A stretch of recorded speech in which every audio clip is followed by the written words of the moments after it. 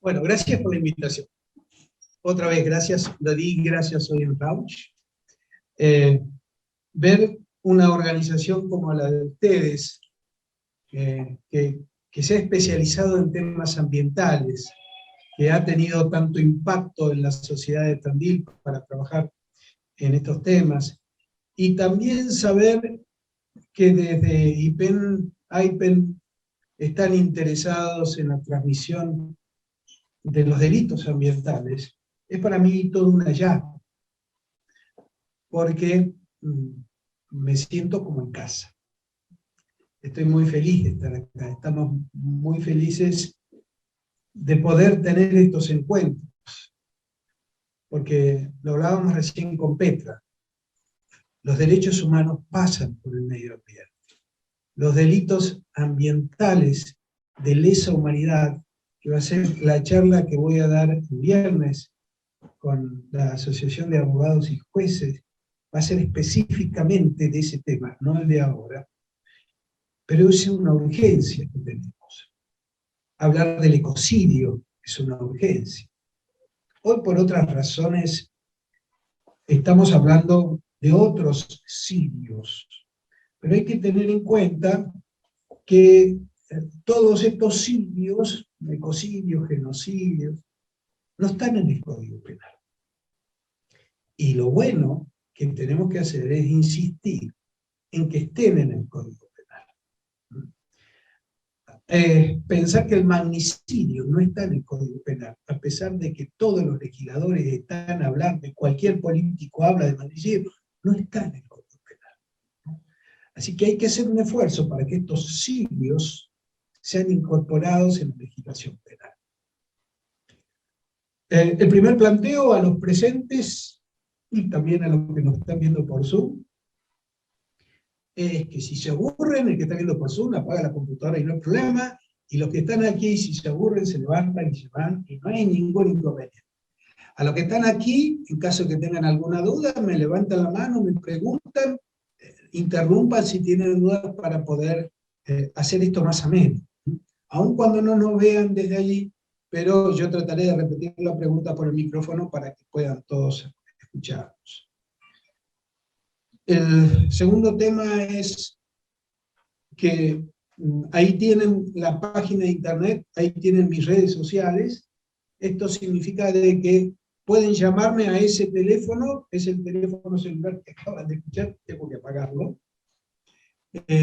Y la verdad es que siempre tenemos la posibilidad de responder a cualquier duda que tengan o a cualquier planteo que tengan y que tengan que ver con los delitos ambientales.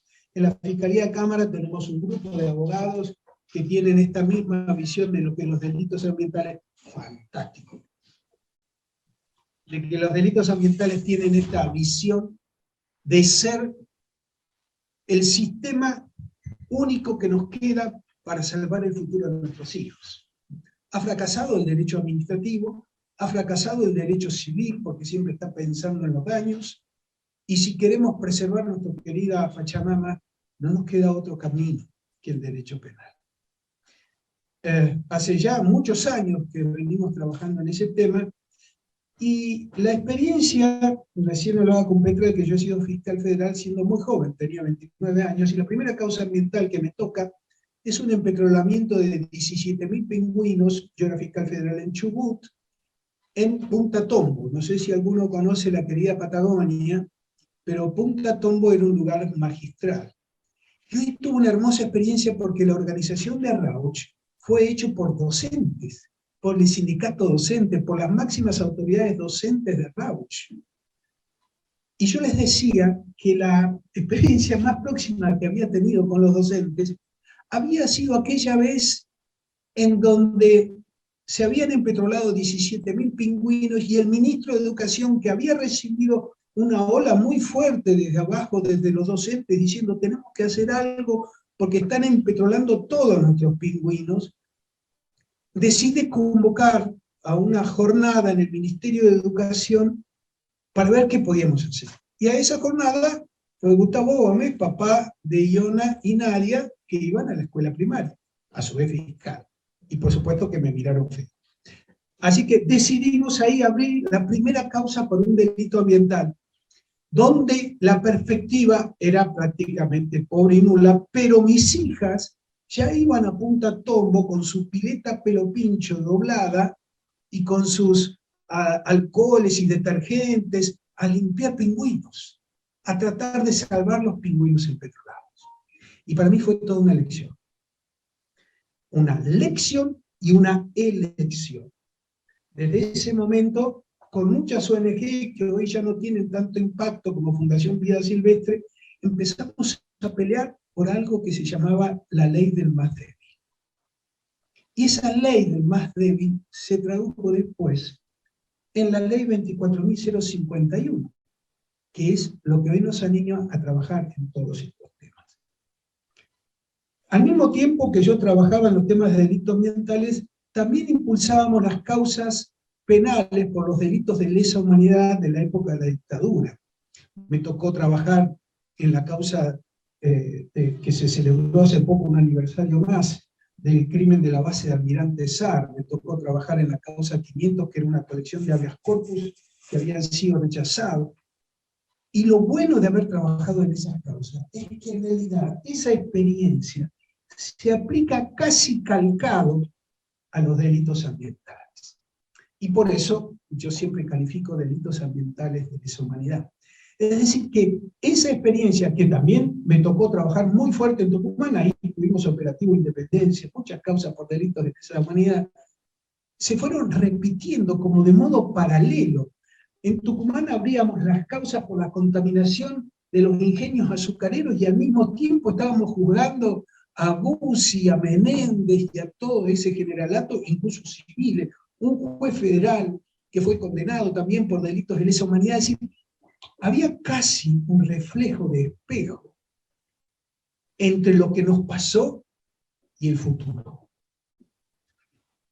Por eso me puso muy contento, por ejemplo, que la PDH de Uquén, que ya está terminando su último juicio por delito de lesa humanidad, no decide cerrar sus puertas, decide encarar todo su trabajo en la búsqueda de los delitos ambientales de lesa humanidad, que en una provincia como Neuquén, donde los mapuches son tan perseguidos y hostigados, y donde el fracking está haciendo su reinado, nos advierte a nosotros de que ese es el camino.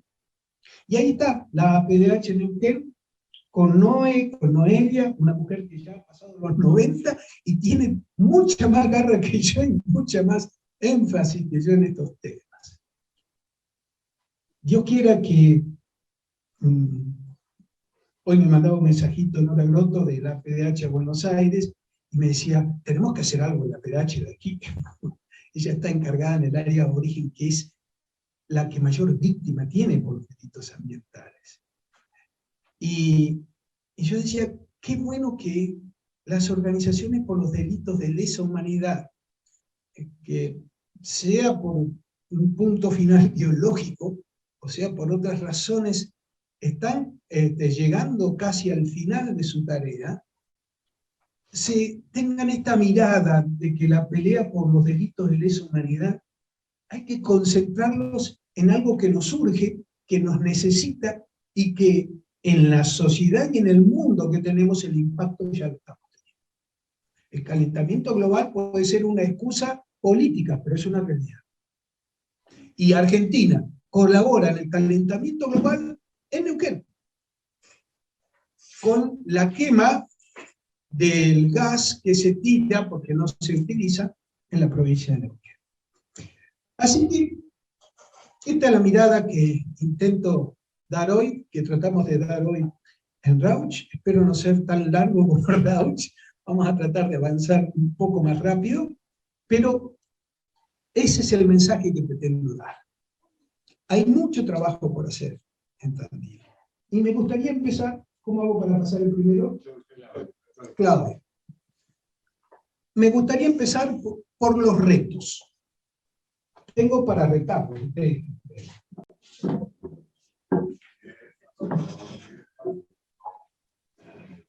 Vamos a ver por qué la provincia de Buenos Aires sufre tanta contaminación.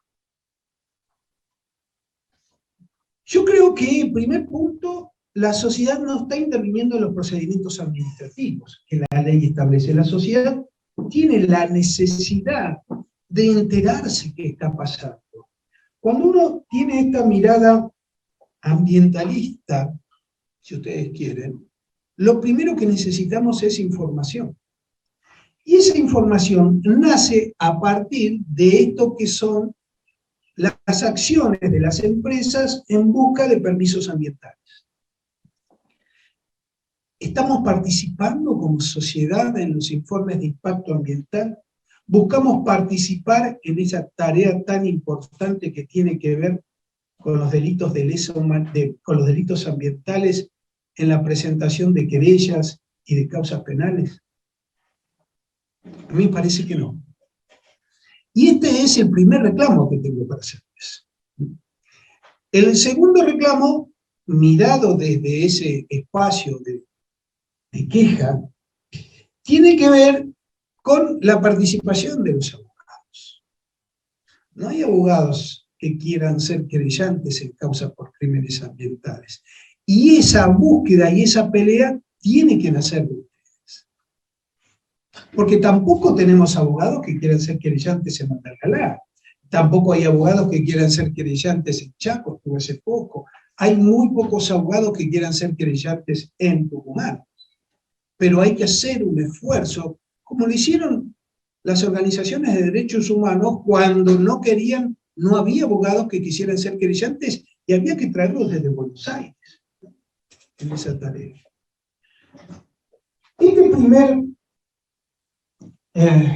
Esta primera imagen, si ustedes quieren, de un reto, en realidad tiene que ver también con una situación que excede lo que vivimos, porque lo que tenemos además es un nivel de corrupción muy elevado, muy alto, de los funcionarios públicos.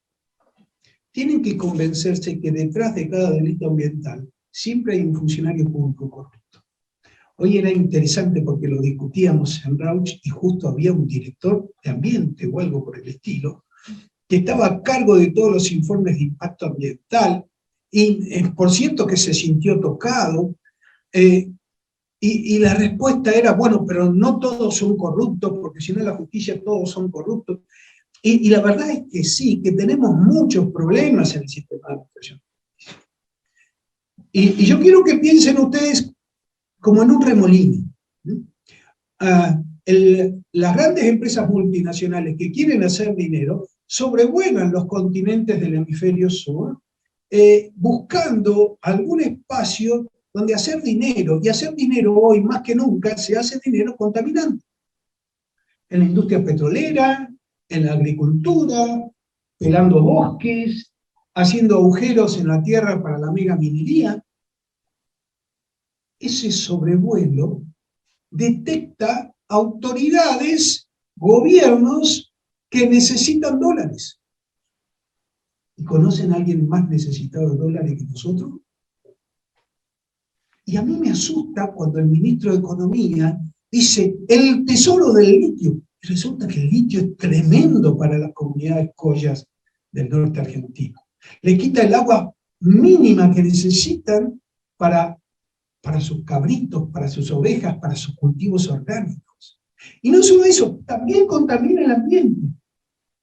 Caminar por la famosa quebrada y atravesar parte de ese camino en medio de una nube, de una calera que saca cal para proveerle a las empresas del litio, darse cuenta que se contamina. Pero pareciera que fuera necesario los dólares. Y estas empresas multinacionales lo detectan. Ahora, ¿qué pasa? Vengan, nosotros, ¿qué necesitan? Que le cambiemos las leyes, que le modifiquemos los decretos, que hagan, díganos, así bien.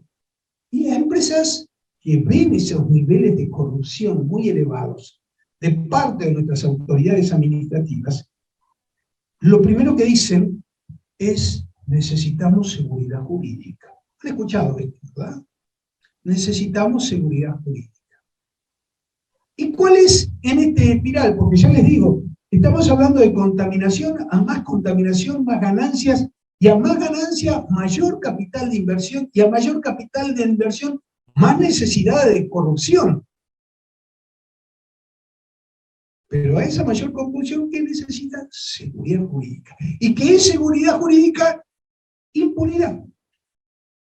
Necesita la impunidad del sistema de administración de justicia para hacer todas las extracciones, para contaminar a como sea y a como sea. Es interesante ver que esta impunidad que está siendo garantizado por los tribunales se está rompiendo en el país. ¿Gracias a quién? Gracias a los ciudadanos de a pie. Gracias a algunas organizaciones que se presentan como creyentes y llevan causas penales.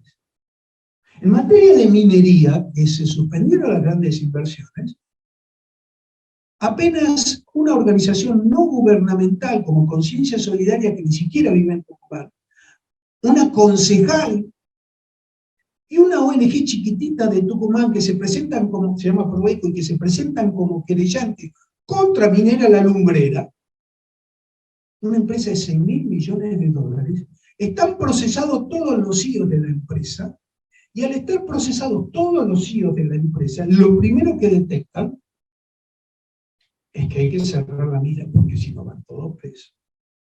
Y se fueron del país.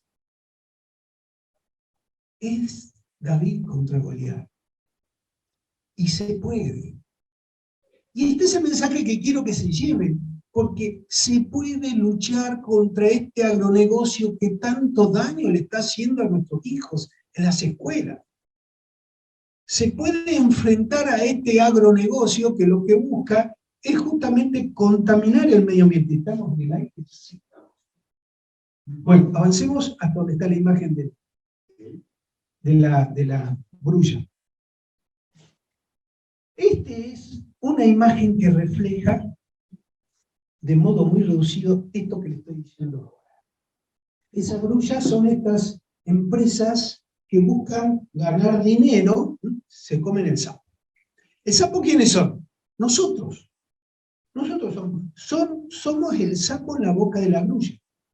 Pero en esa pelea, ustedes ven que la grulla está morada, porque el sapo consiguió sacar las manitos afuera, le está apretando el cogote, y la pelea es si el sapo es comido por la grulla, o el sapo le aprieta el cogote con tanta fuerza que se queda sin respirar y la grulla termina soltando. La mano izquierda de la grulla son los ciudadanos de a pie. La mano derecha es el sistema de administración de justicia. Si no apretamos juntos, no hay posibilidad de que esto cambie. En muchos lugares del país se está convencido que la lucha social en las calles, Andrés Granada es un ejemplo, que muchas luchas en las calles se obtienen triunfos, y no los niego. La respuesta en Chubut, como la lucha de la gente impidió que se derogara una ley antiminera que rige en Chubut, o en Mendoza, la defensa de la ley del agua. Pero en materia de meter preso a estas buenas personas, no se puede hacer si entre los dos no hacemos fuerza. Entonces, esta es la invitación en Tandil. Esta es la tarea que tenemos por delante. Sociedad, de mil maneras ya vamos a ver, y sistema de administración de justicia para que exista un futuro libre de agrotóxicos aquí. Y sé que suena utópico. Y lo conozco a Claudio que me dice, no tenemos abogados. Y los abogados con el tiempo aparecen. Pasemos la otra imagen, ¿podemos? Ahí. A la otra, esta ya la hemos explicado recién. Uno de los temas centrales es que la discusión de que cuándo se contamina y dónde se contamina es una discusión filosófica, teológica, científica, química. ¿Cuándo estamos contaminando y cuándo no? Hoy hablábamos con el director de ambiente que me dice, la ley 24.051, los informes, los datos que tiene la ley. El tema de la ley de glaciares, no puede ser que esté procesado el presidente de Yaniglia por no haber hecho, porque un glaciar no puede tener, es la ley. Pero hay que cambiar la ley, bueno, cuando la cambie lo charlamos, pero mientras tanto, marche preso. Tenemos que empezar a entender, y esto lo tienen que entender los funcionarios públicos, y lo tienen que empezar a entender los docentes de las materias químicas y físicas, que para defender el ambiente ya no es suficiente con el diagnóstico. Estamos repletos de diagnóstico, pero no tenemos herramientas. ¿Hay algunas herramientas que son científicas? Sí, pero no tenemos herramientas que sean efectivas, concretas. Y la acción penal ambiental tiene ese perfil. Por eso, en derecho, señores, contaminar está clarito. 2 más 2 es 4. Usted pasó el límite de contaminación previsto por la ley, ya está en el delito. Está por debajo, podrá ser una falta administrativa. Usted tira residuos patogénicos en el basural. En Tucumán, un sanatorio, una de las primeras condenas que hubo, fue contra los dueños de un sanatorio por haber tirado residuos patogénicos con el basural, con la basura común. ¿Y cómo nos dimos cuenta? Porque fueron tan brutos que mezclaron esos residuos patogénicos con las recetas. Entonces sabíamos por la receta quién había sido el que había tirado una pierna que habían amputado a un hombre que sufría de diabetes. Al basural. ¿Y quién lo encontró? Un niño. Por supuesto que fueron todos los canales de televisión.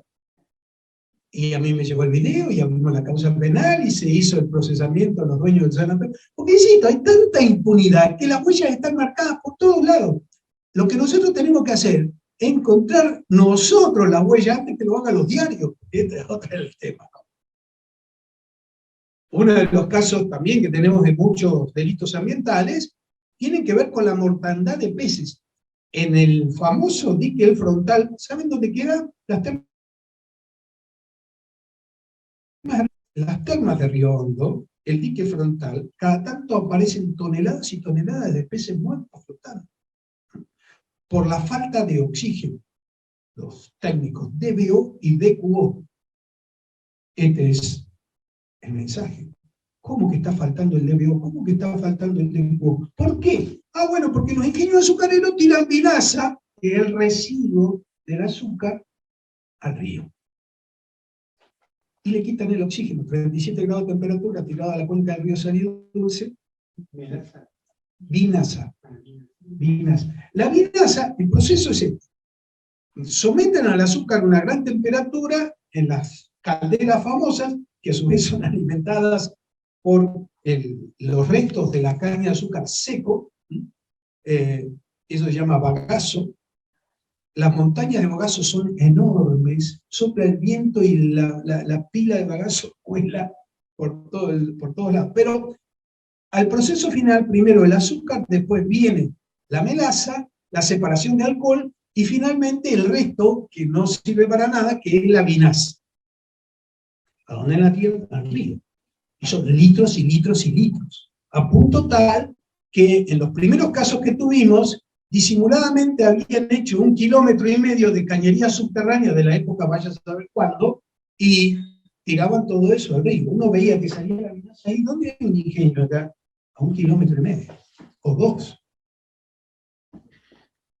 Entonces, esa posibilidad de decir que estamos contaminando es tan clarita en la ley que no hace falta mucho. Y esta es la gran preocupación de los funcionarios de la administración pública. Hoy estaba clarito porque decía, tenemos más de 80.000 informes de impacto ambiental y no alcanzamos, somos muy pocos. No pueden decir que somos corruptos porque no podemos. No, te estoy diciendo que renuncies si no se dice. Porque esto es lo que le dijimos al presidente de Yaniglia cuando Casanelo lo procesó, el juez federal Casanelo lo procesó por delitos de encubrimiento. Sí. El Yaniglia, ley de glaciares. ¿Escucharon hablar de la ley de glaciares? Porque estamos en el ambientalismo, hemos peleado por la ley de glaciares. ¿Sí? Yo fui uno de los que estuvo en contra. ¿Por qué? Porque no teníamos un capítulo penal dentro de la ley de glaciares. Y dije, si esta ley va a ser para la joda, porque no tiene un capítulo en donde aquel que cumpla la ley de glaciares tenga una causa penal. Dicho y hecho. La minera le importó tres rábanos la ley glaciares. Y se le encomendó a Lianiglia, que es el instituto que tiene a cargo y el único de la República de Argentina dependiente del CONICET, que lleve y tenga la tarea de hacer el relevamiento de todos los glaciares de la República Argentina.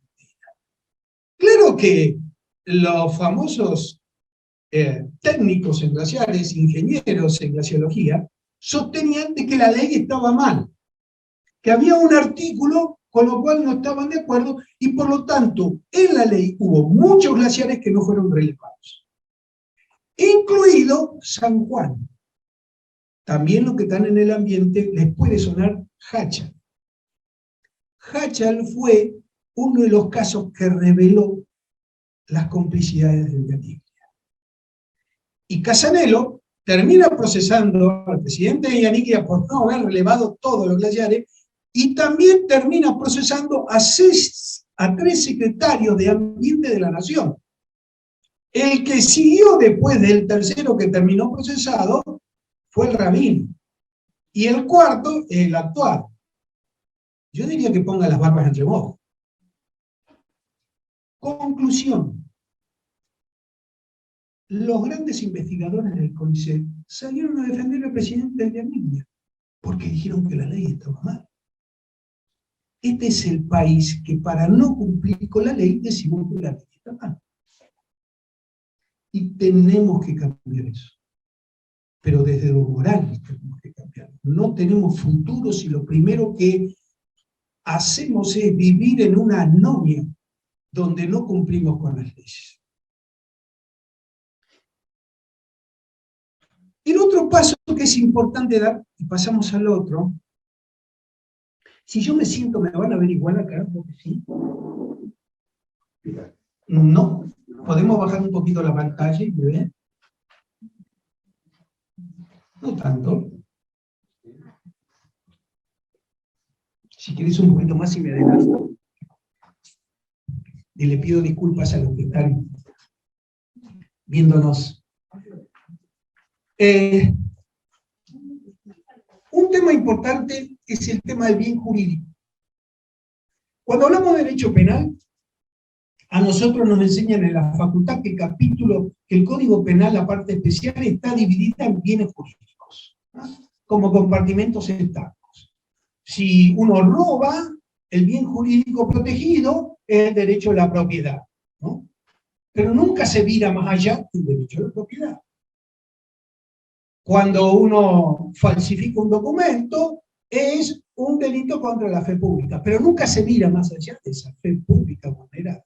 Pero en realidad todo tiene detrás un interés vital. Muchos autores de Savigny en adelante están diciendo, nos vinieron diciendo del siglo pasado, momento, dividirlo a este Código Penal no significa de manera ninguna de que no haya un interés vital que también sirva para reclamar al ciudadano o al creyente que pretende actuar. Si hay un informe de impacto ambiental falsificado, lo primero que le van a decir que el bien jurídico tutelado es la fe pública. Es decir, que el primer, entre comillas, estafado es el Estado. Y si ustedes quieren hacer una querella penal contra esa falsificación, se la van a rechazar porque el bien jurídico es la fe pública y punto.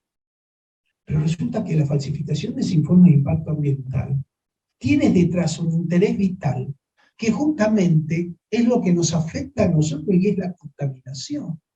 Esa falsificación tiene como objeto contaminar. No de la falsificación. No necesariamente, ya lo vamos a ver con la 24051. Es la salud de la Pachamama, que no es lo mismo que la salud pública. La salud pública es la salud de los seres humanos. Y aquí me había olvidado ver una de las críticas a la sociedad tandilense y a los organizadores de este evento, pero tiene que ver con las famosas leyes, con las famosas ordenanzas de exclusión. Que 500 metros, que 1 kilómetro alrededor de un centro urbano, que no se apliquen agrotóxicos. ¿Y qué hay con los que viven fuera de eso? Los que están en el límite, el paisano, la escuela que está fuera de ese límite. ¿Y qué hay de la Pachamama? ¿Qué hay de la Madre Tierra? ¿Por qué un concepto tan antropocentrista rige en Tandil? ¿Por qué no tenemos un concepto más ecocentrista? No podemos vivir como si nosotros estuviéramos solitos en el planeta Tierra. Estamos integrados, somos parte. Algún filósofo que he aprendido a seguir en este último tiempo dice que somos polvo de estrellas. Todos nacimos en el Big Bang. Y si eso es cierto, salgamos a defender a la Madre Tierra, a la casa común, como dice el Papa Francisco. Pensar en una ordenanza de exclusión, como muchos dicen, es un buen paso. Sí, pero cuidado, no nos acostumbremos. Porque estamos excluyendo a mucha gente por un lado y estamos excluyendo la protección de la casa común. Y no quiero decir que es hipócrita porque me van a retar, pero la verdad es que hay que empezar a tener otra mirada, si realmente estamos convencidos que queremos proteger el ambiente.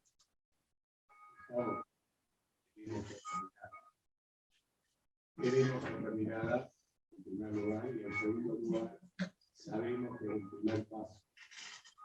Pues me niego a eso. Para mí eso no es...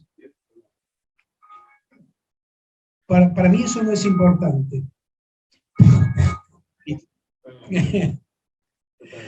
¿Vieron? Tengo poder en mi dedo. Yo les vuelvo a decir, miren, en los lugares donde empezaron a dar estos primeros pasos, generalmente no se dio el segundo. No se dio el segundo paso. Se conformaron con eso. Yo he visto lugares donde llegaron a acordar, pueblos originarios, llegaron a acordar niveles de contaminación a cambio de trabajo, pensando que se iba a dar un segundo paso para reducir la contaminación. Yo he visto en Tucumán cómo el plan Producción Limpia, a partir de las causas penales que nosotros abrimos, obligaban a los ingenios azucareros a ir reduciendo año a año los niveles de contaminación. Mira. Es decir, tengamos cuidado, porque por otro lado, no se puede ignorar que de esta zanja, ¿saben a qué me hacen acordar? Con todo respeto a la zanja de Alcina. Ustedes saben lo que fue la zanja de Alcina. Es decir, no puedo pensar que yo me voy a desentender del problema de la zanja para acá y de la zanja para allá. Vamos a aplicar una ordenanza donde lo peor del caso es que están pensando en aplicarle una multa a aquel que infringe la ordenanza cuando en realidad está cometiendo un delito. Entonces, ¿en qué quedamos? ¿En una multa o es un delito y lo metemos preso? Claro que hay una constitución de sentido que hay que cambiar, porque en general de todo el mundo está de acuerdo con eso. Es que me parece que este es... Yo lo entiendo perfectamente, perdóname que haga referencia a esto, es como si en vez de prohibir la tortura, aceptemos que vayan pagando los niveles de tortura. No, Lo entiendo perfectamente, pero lo que pasa es que cómo hacemos para que el conjunto de la población acompañe el cambio que está proponiendo. sí, eso es lo que... entonces, Se puede... Es que yo creo que tiene que ver más también con un sistema, con el sistema de productividad en general. Aceptamos que se fumie. ¿Sabés cómo se cambia? Con las causas penales. Nosotros le abrimos causa penal a los 15 ingenios azucareros por tirar cenizas por las chimeneas. Y era una concepción de la industria azucarera, no de años, de siglos. Naturalmente. ¿Y cuál fue el cambio cultural? Que empezamos a citar a los dueños de los 15 ingenios azucareros a prestar declaración indagatoria y decirle el próximo paso es la condena. Porque saben, los grandes empresarios, lo único que le temen y razón, la seguridad jurídica famosa, es a ir preso, a tener una causa penal, a que lo señalen en el camino, che, vos sos un delincuente. Y no ya un hippie que le dice, o un vegano que le dice, vos me estás matando el ambiente, vos sos el... No, no, ahora el almacenero que ve que este tipo está en una causa penal por delitos. Esto cambia la cultura. ¿Qué pasó en Tucumán? Empezaron a poner los filtros a Scrum que valían $500.000, una cosa por el estilo, en los ingenios azucareros. Y cuando hay un filtro Scrum que está fallando, inmediatamente los vecinos se organizan y nos crean la denuncia penal por el delito. Y ya el ingenio sabe que tiene que hacer funcionar el filtro Scrum. Se puede cambiar eso. Claro. A mí, desde mi concepción, creo que también falta también un cambio en la conciencia de consumo de cada individuo, ¿no? Porque si existe ese tipo de sistemas de productividad es porque claramente se consume. Creo que el derecho penal tendría que ser como ese principio que tiene que intervenir como última ratio. Yo creo que para mí es muy importante que cada uno individualmente se repregunte también qué consumo tiene, porque si están estas empresas... No podemos hacer cargo de los intereses que tienen los compañías, ni de su interés capital, ni de nada. Yo entiendo lo de la última ratio que están diciendo ellos, porque eso nos están diciendo, las últimas ratios es lo que nos están diciendo toda la academia, hacer recursos de amparo, porque el derecho penal es la última ratio. Ahora, la última ratio está en materia legislativa, pero si yo tengo un delito previsto en la ley, me parece que hablar de la última ratio es garantizarle la impunidad cuando tengo el delito. Pero Y claro, entonces, aparte, el cambio de mentalidad del consumidor, yo creo que es más difícil que meter preso a esta gente. Pero es necesario. Claro, yo creo que no se soluciona en la cuestión de fondo o sea, es una herramienta rápida, pero la cuestión de fondo para mí se soluciona con un cambio de conciencia. Coincido. Es más, yo a mi hija la retaba cuando era chica, mi hija mama mucho el laburo del padre, ¿no? Y nosotros ya estábamos muy embalados con el tema minero de la. Entonces, yo a mi hija le eché. La última ratio es el último escalón, es lo último que nos queda antes del naufragio, antes de ahogarnos. Y los penalistas sostienen, como Zaffaroni, por ejemplo, que el derecho penal no tiene que invadir tanto la acción penal, sino también pasa por la educación. Entonces hay un nivel muy importante de despenalizar. Hay toda una vida por despenalizar muchas acciones. Pero debe utilizarse únicamente en materia legislativa, porque vos tenés el delito. Cuidado. Por ejemplo, la última ratio, el último fallo en la Corte Suprema, tiene que ver con el derecho que tienen los presos a consumir estupefacientes dentro de la cárcel, por ejemplo. Y bueno, ¿qué hizo la Corte? Declaró inconstitucional una ley, pero para eso es necesario un fallo que declare inconstitucional. Declaró inconstitucional el 14, segunda parte, para los presos. El artículo. Que pueden consumir estupefacientes dentro. Fue un caso en Entre Ríos, agarran a un chico que tenía droga dentro de su celda, envuelta en un paquete, junto con un teléfono celular. Lo abren la causa penal, el juez lo condena a 2 meses de prisión en concreto, porque la tenencia de droga con fines de consumo dentro de una cárcel. Llega el caso a la Corte Suprema y revoca el fallo diciendo, no, ese preso tenía derecho a tener esa droga dentro de su celda, porque puede consumir esa droga como cualquier ciudadano en cualquier casa, un derecho a la privacidad. ¿Y qué es lo que hace? Declara inconstitucional el 14 segundo, como ya lo venía diciendo con otras causas, pero en cada ciudadano libre. No, la Corte Suprema de Justicia de la Nación. Es para todos los presos de la nación. Exacto. Pero cuando drogas puras es porcentaje. No hay porcentaje. ¿Todo? Todo. Puedes tener éxtasis si querés, entre bulitos o LSD, pegate un viaje, mientras no te estés con la puerta de la celda cerrada. Pero quiero decirte que ese es el camino que dice ella de la última ratio, como para entenderlo. Ahora, un tema interesante tiene que ver con los delitos que estamos hablando de interés vital en esta cuestión. Te estaba dando el ejemplo de mi hija. Mi hija Nadia era chica y se estaba lavando los dientes. Deja la canilla abierta.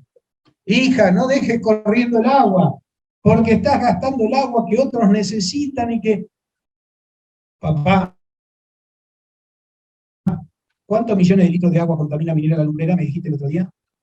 5 millones de litros de agua. ¿Y por qué no le va a cambiar la mentalidad del empresario minero en vez de venir y hincharme? Es muy difícil dar el ejemplo en materia de consumo si no golpeamos, si no metemos preso a los grandes consumidores. ¿Seguimos? Porque les aviso que este es el slide número 3 y son algo así como 34.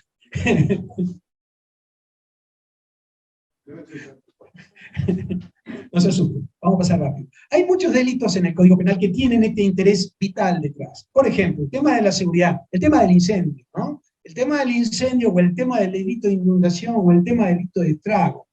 Cuando fue el tema del incendio, perdón, el delito de las inundaciones en Santa Fe, el gobernador de ese entonces, campeón de Fórmula 1, se le abrió una causa penal como gobernador porque ordenó dinamitar una ruta para que pase el agua. Se le inicia una causa penal por esto, pero no se le permitió a los vecinos que fueron inundados presentarse como querellantes de causa penal, porque el bien jurídico era otro. Y otra vez dejamos atrás el interés vital. El delito de estrago culposo, pasemos al otro. El tema contra la salud pública, que tiene que ver con el artículo 200, que es la contaminación del delito de envenenar el agua, que también puede ser un delito culposo. Y acá entra en juego, me parece, el lugar donde se toma agua, que después se purifica y circula entre ustedes. ¿De dónde se toma agua en Tandil? ¿Alguien sabe? De los pozos. Hay pozos. ¿Esos pozos están infiltrados? Ahora nos están reclamando la gente que está sobre internet, que no se escuchan las preguntas que hacen. Entonces, yo lo que te voy a pedir, Gustavo, que las repita. ¿Sí? Perfecto. Si habíamos quedado en eso, la culpa es mía. Respecto de... Acabo de preguntar de dónde sacan agua de Tandil y me dicen de los pozos. Muchos problemas. De otras cosas, sospechamos que tienen plaguicida, los pozos que se han analizado, los pozos... Sí. Los pozos analizados tienen plaguicidas y este es un tema a tratar. Entonces, ¿estamos ante una infracción del artículo 300, el artículo 200? O si esa actividad de suministrarle agua con plaguicidas a la sociedad de Tandil, ¿acaso no es un delito culposo? Y acá viene la comparación entre un delito doloso y un delito culposo. El delito doloso es aquel que hace eso a propósito sabiendo que va a ganar más dinero, pero el delito eso es el delito doloso, la intención de. Pero el delito culposo tiene que ver con la culpa, con la negligencia que tiene la persona. Si yo mato a una persona por exceso de velocidad en la ruta, puedo pensar que es un homicidio culposo. Esto entre comillas porque está cambiando. Pero puedo pensar que es un delito culposo. ¿Puede ser un delito culposo los encargados de la potabilización del agua que cuando van a hacer el análisis no chequean el nivel de agrotóxico que tiene el agua?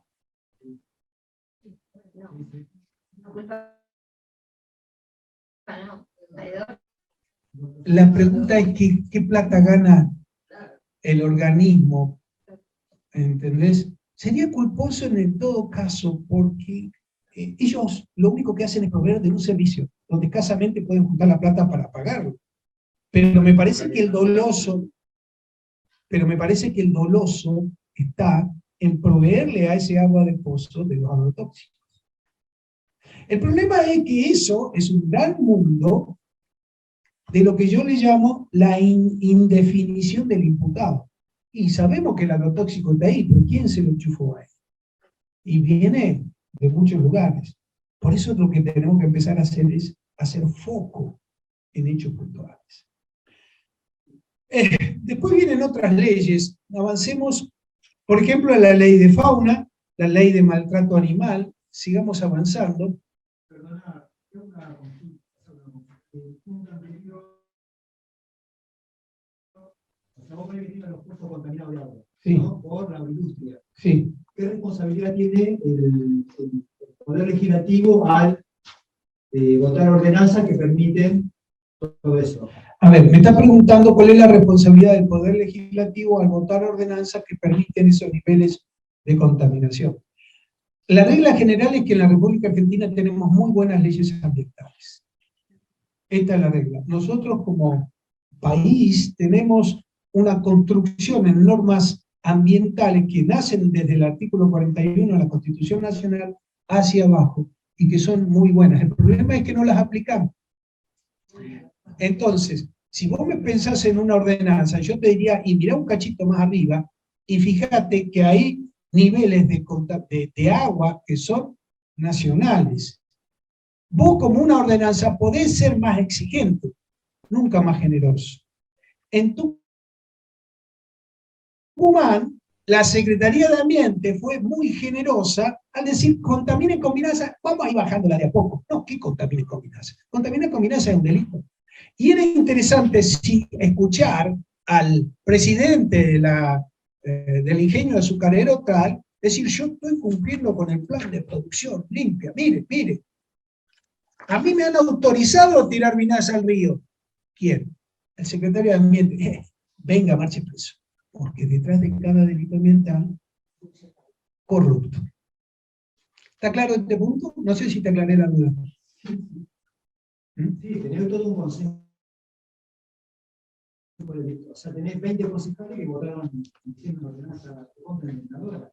La pregunta... preso los 20 días. No, la pregunta es si esa ordenanza envenenadora es tal o autoriza un nivel de contaminación que proviene de otro lado. Porque no están los concejales envenenando. ¿Entendés? Los que están envenenando son los que tiran los agrotóxicos. Es que ese es el punto, lo que te acabo de decir recién. Los que habilitan son los que pueden ser responsables de justamente permitir un nivel de contaminación que está prohibido por la ley penal. Pasemos al siguiente.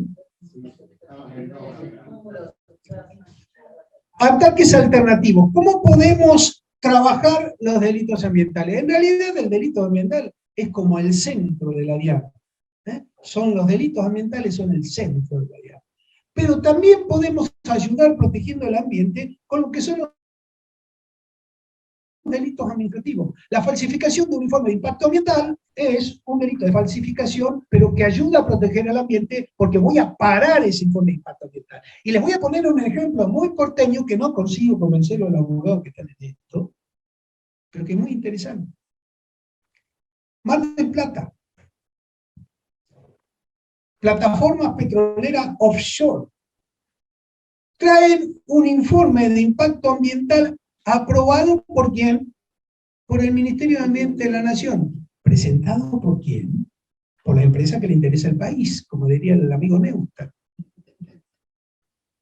Esa presentación habilitó un recurso de amparo muy bien trabajado, muy bien hecho, que consiguió una medida cautelar, que después medio que la cambiaron, pero una medida cautelar que obliga a hacer un nuevo informe de impacto ambiental.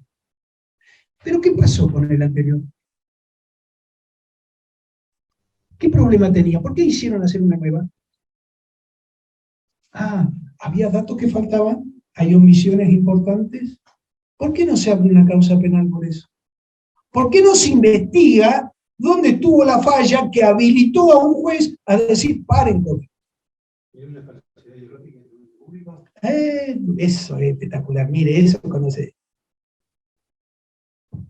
Y cuidado, estamos hablando de omisiones. no estamos hablando de una acción. No estamos dando datos falsos, estamos omitiendo dar datos importantes. Por supuesto que sí, porque es un informe de impacto ambiental y vos tenés que ser muy claro en ese sentido. En Santiago del Estero abrimos una causa penal por un informe de impacto ambiental que fue presentado al Banco Interamericano de Desarrollo de este nivel, de este pilaje, que autorizaba una instalación X en la ciudad de Santiago del Estero, y en la ciudad, y decía, la fauna y flora del lugar serán protegidas. Los pueblos originarios han consentido, y los pueblos originarios están campo adentro, no están en la ciudad. La fauna eran los perros, pero hasta ahí, y algún gato. Eso fue firmado por un ingeniero, no por un antropólogo. Entonces, todo eso tenemos que empezar a leer en los informes de impacto ambiental. Y más allá de hacer un amparo contra ese informe de impacto ambiental, también es bueno hacerlo, pero metamos una causa penal por un delito de falsificación. Esos son los delitos administrativos que también tenemos que investigar. El incumplimiento de los deberes de funcionario público es muy importante. Este otro dato. No puede haber informe de impacto ambiental que fueran, no puede haber producciones que fueran habilitadas por funcionarios públicos que dijeron, aquí no pasa nada. La 24.050, ¿qué es esa ley? Dicho eso fue materia de discusión. Pero también tenemos los delitos económicos, porque saben una cosa, en el mundo, el delito de lavado de dinero, en primer lugar es el narcotráfico, en segundo la trata de personas, y en tercer lugar son los delitos ambientales. Se lava mucha plata contaminando, porque aparte, por ejemplo, con la quema de campos en Entre Ríos, hay mucha gente que está ganando plata que la distrae a otra finalidad. Y yo tengo que saber, en primer lugar, quién mandó quemar el campo, pero también el responsable de eso, dónde obtuvo una ganancia, cuál fue el promedio de la ganancia que obtuvo si no lo hubiera hecho quemando, si lo hubiera hecho por algún otro tipo de tratamiento. ¿Estoy saturando? No. ¿Comprenden? La plata que se gana por la fauna, por el tráfico de fauna en América Latina, la plata que se gana por la quema de la selva amazónica, por la destrucción de los bosques en Chaco, eso es lavado de dinero. ¿Y saben una cosa? Una de las grandes empresas beneficiadas con las explotaciones agroquímicas, que tiene que usan agroquímicos. En la provincia de Buenos Aires, la plata que sacan al exterior, ¿saben a dónde van? A la Isla Bermuda. Vayan ustedes a buscar los informes que hizo este sindicato de periodistas, sindicato no, tienen otro nombre, con los famosos Panama Papers. Y entran a buscar el nombre de las empresas, y van a encontrar las empresas que están en la producción agrícola de aquí. ¿Cómo? Y los famosos dólares que no entran, no son exactamente lo que están en los silos, son la plata que han sacado y que no han entrado. Y curiosamente, esas mismas empresas también hacen explotaciones mineras, porque si vamos a hacer plata, con el medio ambiente la vamos a hacer completa, hacemos explotaciones mineras, petroleras, y siempre vamos a la misma cabeza. Ah, me están preguntando por el litio, sí. Porque en este momento, bueno, supone que el litio puede producir también combustibles fósiles. Así es, se dice que se va a sustituir los combustibles fósiles. Disminuiría el calentamiento global. Porque se eliminan los combustibles fósiles. Sí, sí, sí. Se dice eso. Pero siempre es contaminante la explotación del litio. El litio, de momento no hay manera de producir litio si no sea afectando intereses de pueblos originarios con derecho al agua, secando grandes acuíferos y sin contaminar en base a las sustancias que se necesitan, como por ejemplo la carne. por ejemplo, Pero, a ver, hay dos, La cal. hay dos vídeos, por favor, que repitas. Ahí está bien. Vos me estás diciendo ahora, la pregunta es si hay un mal menor que tenemos que elegir. Ese es el tema, por eso digo, está bien, pero trae cuenta mía, pero si no tengo que seguir con la muerte. No. te escuchan, perdón, No. no te escuchan, no, por internet. El tema es de elegir entre la contaminación que produce el litio y la contaminación que produce vaca muerta, es una falsa opción. Es como la opción de decir, tengo que sacrificar a que se contamine la gente que vive en la puna y se quede sin agua para que vaca muerta no exista. No es una opción.